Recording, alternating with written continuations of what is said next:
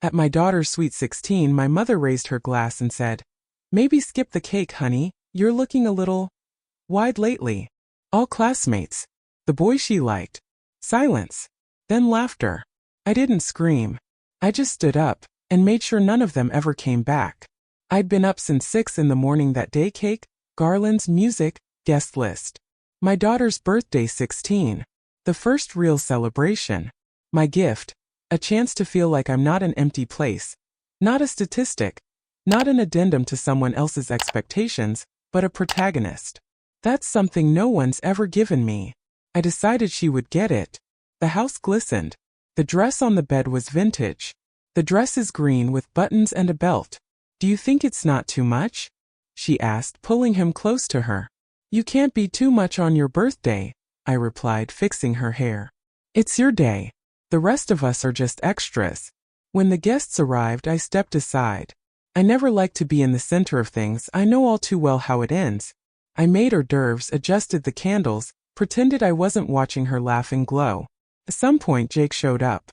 Yes, the same Jake. The one she talked about with a look like he was from another dimension. He came in with a box and eyes full of teenage terror and delight at the same time. In the box was a pendant. A small silver sun. "Because you're light," he mumbled. And that's when I damn near cried. The scene is like a movie. Everyone's cheering, someone's on their phone, Aurora's glowing, Jake's blushing. And then, silence. And Grandma. Of course Grandma. "Well, make a wish, sunshine. But maybe you don't need a cake. You're getting a little big lately." Laughter.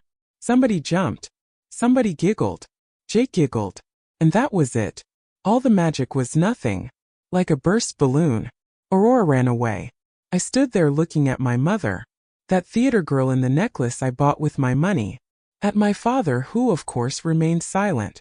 And Trish, my favorite sister, who gets away with everything with a stupid smile and the phrase, "Don't take it so personally, she was just kidding." I went upstairs. Aurora was lying on the bed with her face in the pillow. Her dress was crumpled. The pendant on the floor. "Am I really fat?" she whispered. Words are like matches in the rain. Useless. But I tried. You don't have to be thin to deserve to exist. You don't have to endure humiliation for the sake of approval. Especially from those who call it love. Even Jake laughed. Because he's a boy. And he's scared. But your fear doesn't have to be comfortable. Not for him. Not for Grandma. She didn't want to come back. And I didn't make her. I just promised. I'll handle it. It's your house. And your day. When I came downstairs, there they were. The family with a capital F, the falsity, the facade, the frustration. I didn't yell. I just said, "Jen, Bob, Trish, Zach. Thank you for coming. Now go away. All of you." Anyone who laughed once, out the door. They yelled that I was crazy. That I was ungrateful. That I should remember who gave me life. You know what I told them? I remember. That's why it's goodbye. When the door closed, I put on some music. Muted but fun. I opened the windows. The air changed. Aurora came out later discreetly. The guests smiled awkwardly. But she sat down, took a piece of cake. And you know what? She laughed. A real one. And that night I sat there with a glass. I was looking at my phone screen. And something clicked. Inside. I remembered my mother telling me I was clumsy. My father telling me to keep my head down. How Trish got everything and I paid for everything. And then I went to the bank. I canceled everything. Their mortgage, their internet, their store, their perks. I'm not a wallet. I'm a mother. But that's not when the worst of it started. That was just the beginning. The next day the first message came. From my mother. No greeting, no apology, just one. "You made fools of us. I hope you're happy." I didn't reply. It's the same game, accusations on automatic. They still play accusations like in rehearsal, where the stage is my whole life. Instead, I did the dishes. You know, it's oddly comforting, hot water, crisp plates, detergent that smells like orange. The only thing that smelled peaceful in this house. But the world decided it was too calm. In the afternoon, Trish called. Voice like the schoolteacher you all hated. Luscious with a reproachful note. "You do realize this is destroying the family, right?" She started. I hung up. In the evening, Aurora brought a piece of paper. There was a drawing of our kitchen, the cake, the lanterns. She drew everyone, Jake, the guests, herself. And she crossed out Grandma and the others with a red marker. That means they're not coming in anymore, she said. Right? I nodded. A lump rose in my throat. Sometimes the truth doesn't come in through the door, but through a child's hands with a marker. And you realize that everything you did made sense. I turned out the light. We went to bed. But inside it's not a dream. Something else. A humming sound like under the skin. I remembered how, when I was a child, my mom once gave my school uniform to the thrift store because I didn't deserve it. How Dad joked in front of everyone that I was too ordinary to be loved. How Trish gave me an empty box for Christmas and said, "It's so you don't forget who you are." That's why I'm not answering texts today. That's why I don't pay for other people's whims anymore. And that's why when the phone rang the next day, I didn't answer it. Because I knew it wasn't an apology at the door. It was a new attack. And it wouldn't be on me. When I got to the door, I saw Trish through the peephole. She was carrying a bag like she was going on a picnic, not to the center of the rift. She stood there with a look on her face like she was on a stage outside the window, not a porch, and she was going to play the part of the good fairy. I watched her step from foot to foot, nervously twirling the ring on her finger, the same one I'd given her. Bought with my own bonuses. She knew I was home. We didn't have curtains. Then came the text. "We just want to talk.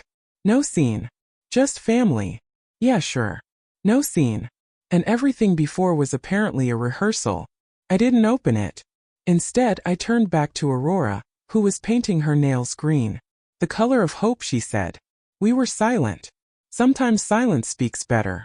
She asked, "What if they don't stop?"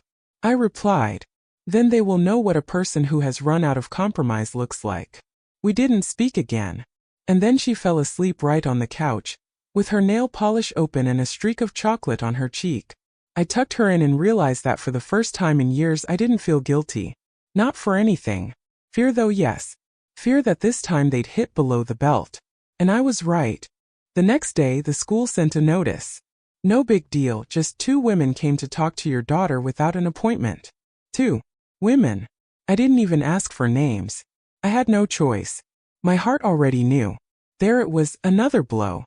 Only now it wasn't for me. Aurora. I came home early. She was sitting on the floor. Her back was round like she was 40 and tired of life. Eyes empty. Not even crying. Just off. What's wrong? I sat down next to her. They were at school. Grandma and Trish. They said you ruined everything. That Grandpa couldn't pay for his medicine. That the store was broke. That if anything happens, it's on us. On me. I listened. I didn't breathe. Then I inhaled. Slowly. As if oxygen had to be rationed now, too. They said we wouldn't recognize you. That you'd become violent. That you were destroying the family. And then she asked the question that nailed me to the floor. "Mom, are we really bad?" That's when, damn it, I stopped being just a tired mom. I became a lioness. No pastoral metaphors. No soft blankets. No cup of tea. I got up, went into the bedroom, picked up my phone and texted. "You approached my daughter.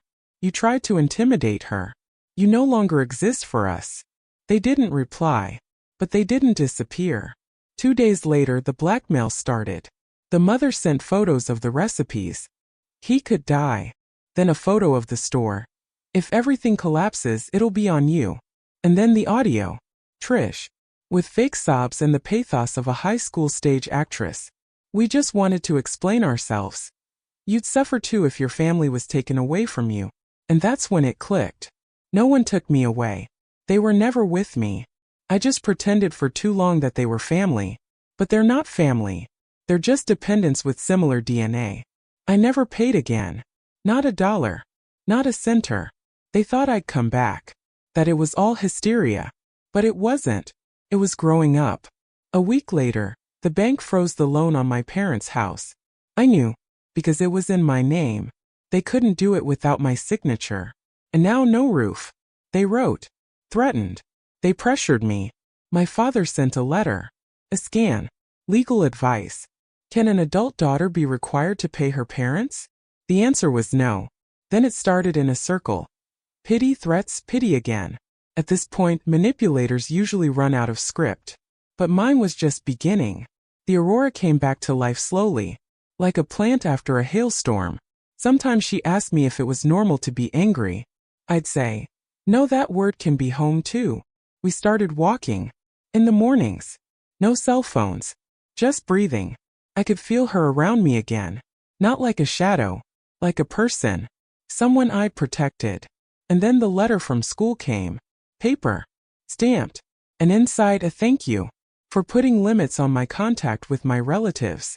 A lot of parents are afraid, but you're not. I sat and looked at that piece of paper. Like a medal. Only without the ribbon. The next morning, Aurora sat down at her desk and said, I want to do a project. A school project. About how words can break. And how they can be straightened back up. And you know, I realized we had straightened ourselves out. But the story's not over. No. Because people who are used to feeding on other people's pain don't just give up. Sunday, I woke up to the sound of a car outside my house. Not a siren, not thunder. Just a quiet, creepy creeping sound. My mother had arrived. Standing right in front of the porch. She came out in her favorite blouse, bought with my recycling bonus, with a look on her face like she was going to hand out alms rather than draw out the last drop of guilt. I didn't come out. She stood around for about 10 minutes, then slipped something into the mailbox and left. Inside was a note, written in her signature style. You've forgotten where you came from. Kin is sacred. We are your blood. God, how convenient. Being blood when you need access to someone else's wallet.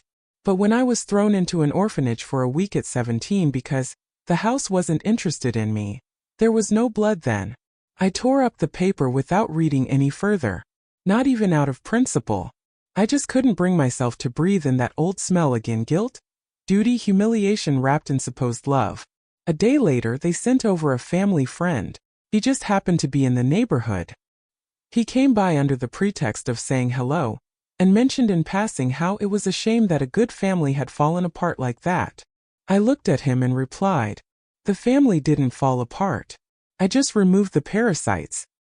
He exhaled through his nose as if I had burned a flag, and then he walked away. Passed it on. I'm sure he did. Aurora was learning how to bake bread. Her bread came out a little crooked, but it smelled like the beginning of a new life. Warm and bold. She'd take it to school, share it with her friends, and I'd look at it and think, there she's surviving. She's growing up. One night she asked me, what if you hadn't intervened then? I didn't answer right away. I just sat there looking out the window, and then she said, then you would have learned to be quiet and smile when you're hurt, like me, and I don't want that for you. I really don't. How many years I'd spent swallowing these jokes, these opinions, this vile soup of ridicule flavored with duty. Now I was watching Aurora draw a poster for a school project. On it was the phrase, it's not your fault you want to be broken. At that moment I wanted to stand up and applaud, so I did. But then came the call from the bank. The very account I had once opened in my father's name had started accumulating fines. I disconnected it a month ago, and they were still trying to make payments. The bank was wondering if I was going to cover the debt. I laughed. Seriously. In my voice. No. But if they ask, tell them they can try magic. See if it works. The employee didn't understand, of course. But I was relieved. In the evening I wrote a list. For the first time in a long time, not a shopping list, not a to-do list for tomorrow. A list of people I owe something to. You know what's amazing? No one. Empty. Not because I've become heartless. It's because I no longer confuse duty with affection. I don't confuse kinship with respect. They're different currencies. Aurora came into the room, saw my list. What's this? Inventory, I replied. Who's left in debt? And who's finally free? She nodded. Without further ado. And then she added, can I make one of those too? I smiled. It's at times like this that you realize, the chain is broken. The kettle was boiling in the kitchen. The smell of lavender, the window was ajar. Somewhere in the next house a dog sang, falsely but diligently. It wasn't perfect, but everything was mine. I could feel the tension subsiding, the fear becoming just a memory. But there was something unsettling about that calm. It was too quiet, too steady. It's moments like this that usually bring them back. It started with a letter. Paper. with words cut out like a bad detective story. Only it wasn't blackmail. It was an invitation. Aurora, we love you. Come to us. No pressure. Just you. We want to explain ourselves. Mom and Trish. I read that letter 5 times. Then I read it 3 more times. Then I burned it. Not out of pathos, just to keep it from lying around, so it wouldn't breathe out of the drawer like stale milk. Aurora stood beside me. She didn't say a word. Do you want to go? I asked. She shrugged. And that gesture was everything. Fear, guilt, remnants of love, and the damn doubt these two had driven into her like nails into a lid. I won't forbid it, but I'll go with you. She didn't argue. They met at a cafe. They'd chosen a public place. Apparently they hoped it would be harder to make a scene surrounded by muffins and lavender lattes. I wasn't making a scene. I just listened to my mother sighing as if she carried the fate of the world on her shoulders. Trish rubbing her temples like I gave her a migraine. And how they take turns saying, "We just wanted to explain. You've got it all wrong. You know family is the most important thing." Aurora looked at them as if they were museum pieces. They looked familiar. But they looked like they were from another century. I couldn't take it anymore. You know what you did? You went to school. To the kid. And instead of apologizing for putting her down in front of the guests, you blamed her for your own failure. You barge into her life like the IRS into a senior citizen's house, and you want her to say thank you? They stopped talking. The mother jumped up. I was only joking. Yes? And if someone said to you before the wedding, "Maybe the dress is a different size, you've gone something wide. Is that also a joke?" She blushed. But she didn't apologize. Aurora sat silent. But I could see it. Something was tearing in her eyes. Tears? Anger? Both? And then Trish made a mistake. She leaned over and said, "We're sorry. You're a smart girl. You realize Mom was stressed. Grandpa's blood pressure. We all have nerves. So tell her you forgive her." And that's when Aurora stood up. "I don't forgive anything," she said, "because you didn't apologize. You were just making excuses. You weren't sorry for what you did. You were sorry you were kicked out." I looked at her, and my heart beat like I was back in the maternity ward. Only now she was born again. We left. No muffins. The next day I went to the bank again. The last connection was the account they had opened in my name. Closed. All balances canceled. No debt. And then something happened that I wasn't expecting. A call from Social Security. Anonymous tip. Allegedly, mother behaving erratically, violating daughter's boundaries, possible emotional harm. I didn't say anything. Then I laughed. Of course you did. When guilt didn't work, they turned on the punitive bureaucracy. The inspector came in. A woman in her 50s. She looked at her carefully. Asked Aurora a few questions. I didn't interfere. After an hour she closed the case. "I see that this is just a woman protecting her daughter. I wish there were more like her," she said. When she left I sat down on the floor. Just because my legs wouldn't hold me. "They couldn't break you, come to me," Aurora said. "Not this time," I replied. The next day I sent one last message. Without emotion. No incantations. Just the fact. You used a child in an attempt to regain control. That was the final frontier. You are no longer a part of our lives. Not legally. Not emotionally. Not by blood. There was no answer. And it was the right thing to do. A month later, the mother's store closed. The loan went into default. Kevin didn't go to camp. I wasn't happy. But I didn't suffer. We went to a lake house for the weekend. Wooden, old but soulful. We cooked oatmeal in the morning, walked along the shore, listened to the silence. Aurora drew an inscription on a rock. "It's not your fault." I added next to her. "No, this could be home too." And that's when I realized we were free. 3 days passed. I woke up early as if there was an alarm clock inside set to alarm. The window was fogged up. It was drizzling quietly outside, the kind of small sneaky rain that gets under your collar and doesn't let you breathe. I grabbed a cup, poured coffee and sat by the window. The view from the cabin was simple.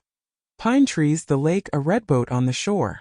And suddenly I realized that I wasn't in a hurry to get anywhere. That I didn't have to wait for the weekend to breathe. I didn't have to earn the right to rest. A light creak was heard in the room. Aurora came up to me. wrapped in a blanket like a sushi roll. What are you doing? Checking to see if my freedom is still there. Looks like it is. We laughed. The kind of laughter that has no malice or fear in it. Just life as it is. Aurora told me that her English teacher praised the project. He said it was an amazingly mature piece of work for a teenager. Did you know, she added, that he then asked where I learned to say no? I raised an eyebrow. And what did you answer? That I have a mom. And she doesn't whisper when she tells the truth. That's when I think something inside me put itself back together. Everything that had been trashed, unspoken, swallowed over the years fell into place. Not one speech, not one monologue. Just confession. Through action. That evening we burned the old box of papers. All the bills, old receipts, letters from them. Aurora threw that invitation in there too, the first one. I don't need it anymore, she said. Neither do I added. The fire crackled. The paper curled into ash. And that was it. No more leftovers. And then she suggested, let's make a family code. A code? You know, a phrase we'll say if one of us feels we're being pulled back into something. To the old. Someone else's. I thought about it. And I said, it's not my duty, would that work? She nodded. Then I'll say it first. It's not my duty to be comfortable. Not for anyone. Ever. Aurora smiled. It's not my duty to make excuses for someone else's words. And we gave each other a nickel. Funny. Stupid. But real. That same night I dreamt of home. Our old house, my parents' house. Only there was no one there. No lights, no sounds. The rooms were empty. The walls were shabby. In the kitchen, just my baby chair upside down. I woke up feeling like I'd been dragged out of the past by my hair. But instead of panic, there was silence. Not oppressive, but quiet like a library within myself. I didn't wait for the calls anymore. No more replaying conversations in my head. No more writing drafts of messages I'll never send. Life became a line again. Not a maze. Not the circles of hell. Just a straight line where the step forward is yours, not imposed. Aurora once said. When they're no longer around, it's like the walls have widened. I replied. That's because we're finally breathing off schedule. She laughed and said she wanted to tell her side of the story later. To her children. So they would know where freedom began. I didn't ask when she was going to have kids. That wasn't important. What mattered was something else. She's no longer afraid to be heard. And I'm not afraid to be a mother.